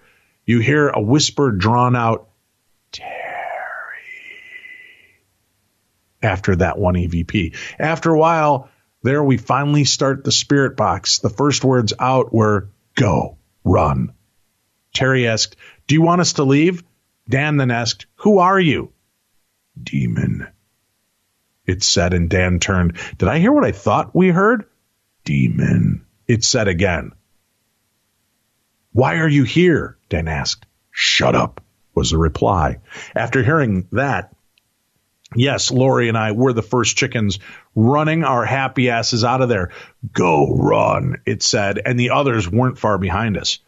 We all got in the vehicle and never left to go back there. My nephew, the year after that, came to the visit with a friend of his and my dad. He wanted to go to this place, so we took him there. I showed him the road to it, and we parked the car. He and his friend walked in while Dan and I waited in the car. After a while, they returned. He, too, had some pictures and came back with evidence. I asked what happened. He said, I was walking around snapping pics, and then nothing appeared. I started provoking it to appear. I started calling it a demonic bitch, that it didn't have the guts to show itself. Then something kept drawing me towards the area, like someone was watching me. From the pictures I'm sending, obviously, there was something watching. Again, I'm sorry this was so long. You guys are the best, and I hope you and your listeners enjoyed this. I have more, but that's for another time. Dan and I still enjoy ghost hunting, and just remind everyone, do it respectfully, and always pray and tell what may be out there it doesn't have any permission to attach or follow you. Attached is the picture of the light in the woods, the pics my nephew took, and the EVP. Thank you. And that comes from Dennis. Tim? Yeah. Yeah, Dennis was hornswoggled. Hornswoggled? Yeah, he was hornswoggled by his nephew. The photographs that he sent to me, Tim? Yeah. The photographs are ghost capture images. It's that creepy Japanese girl ghost. Yeah? Yeah, I've seen it 1,000 times. Okay, I can see the ghost light. That's interesting. But again, it's a blurred shot, so it's hard for me to tell specifically what it might be that we're looking at. So I can't denounce that or decry that. But the ghost girl picture, Tim, what I'm going to do with your permission, Tim, because I don't want to just send you ghost girl photo, without getting your permission. Okay. I can either shoot it over to you on Facebook, or I could walk it over to you at 314. No, you said it on Facebook. That's fine. Oh, okay. So there it is, Tim. Okay. So take a look at that picture, Tim. And I want your honest opinion. If you think I'm wrong, please alert everybody to the fact that I'm wrong. If you believe that I'm on something or I'm onto something, let them know. Yeah, I don't think you're wrong. Yeah, it's a ghost capture image, and it's there was a couple of apps that came out called like Ghost Capture and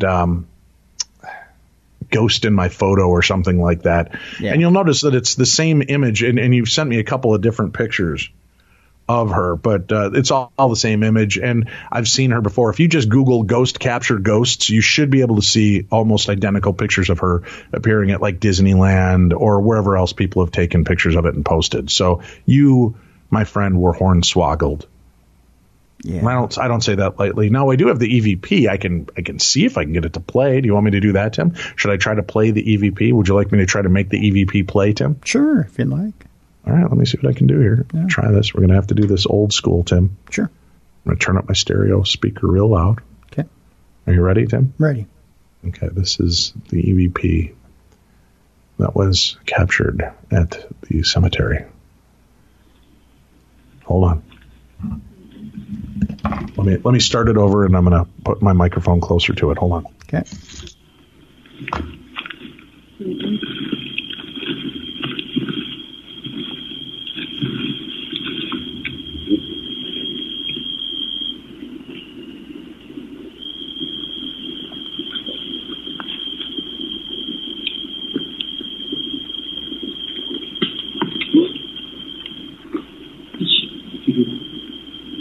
Did you hear?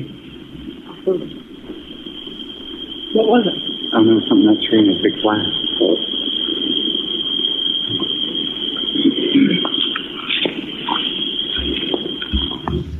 It's kind of hard to hear, but I'll tell you what we'll do. Because I love you people. I don't know if I've ever mentioned that, Tim, but I love these people. I'm going to send Tim the email with the EVP and have Tim attach it here at the end of the show. So if you stay in, it's like a 5-minute long recording, but you can listen to it for yourself and see if you can hear what they heard. Okay. So we'll do it that way. That's it for today. We'll be back tomorrow. Carl Johnson, our special guest. It's been a while since we visited with Carl. Carl was among, he and his brothers were among the first two to ever investigate the Perrin family, the Conjuring story.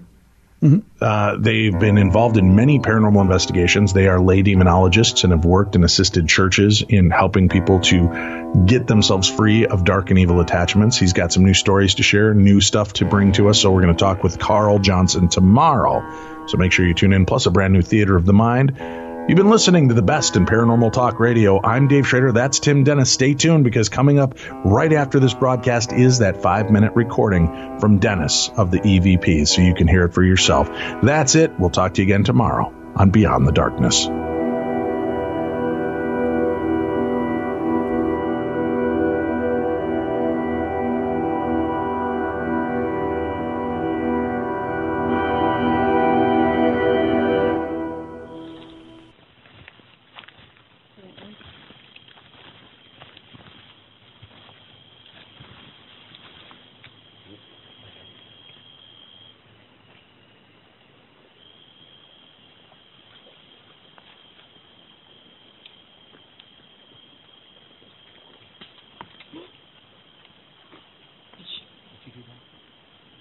Did you see it? What was it? I don't know, something in that tree, a big flash.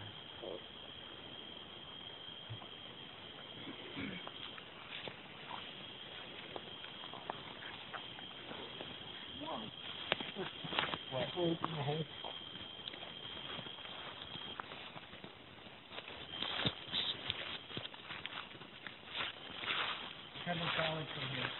Is it?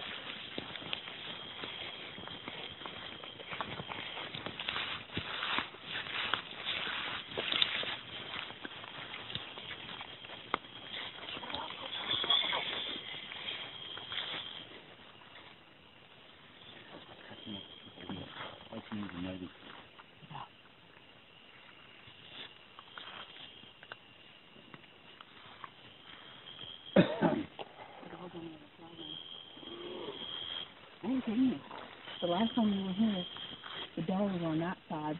When the head, that's when you see the top of where it did have head.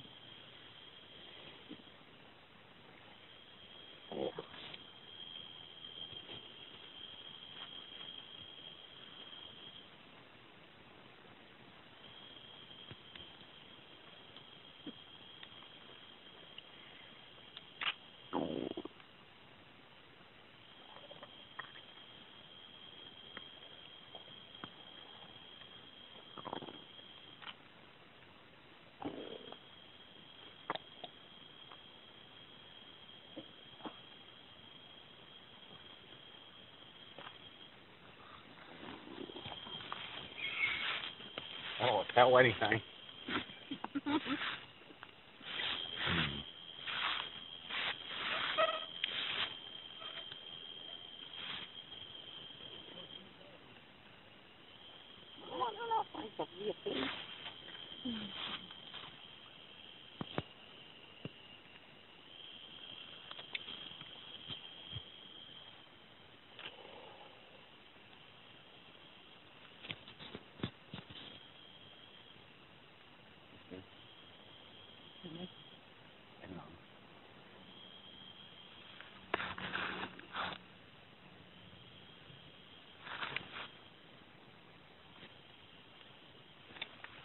Yeah, but if his headlights go out, I'm out of here.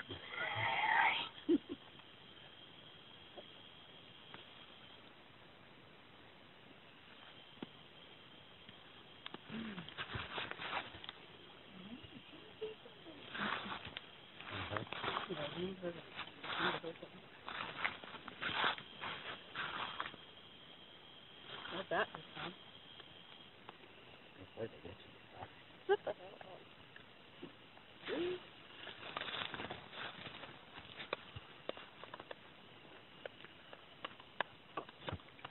Is it on? Kidding me? I thought it might have been like one of these tall pieces of grass. But it was right around here. Oh my.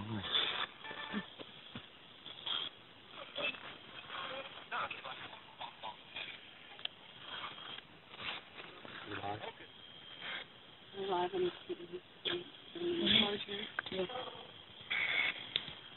heard go.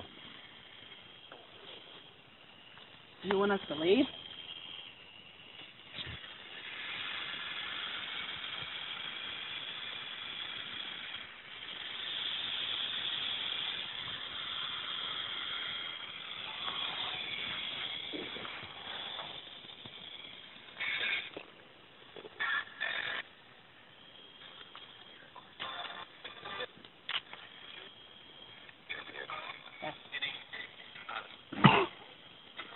What's your name?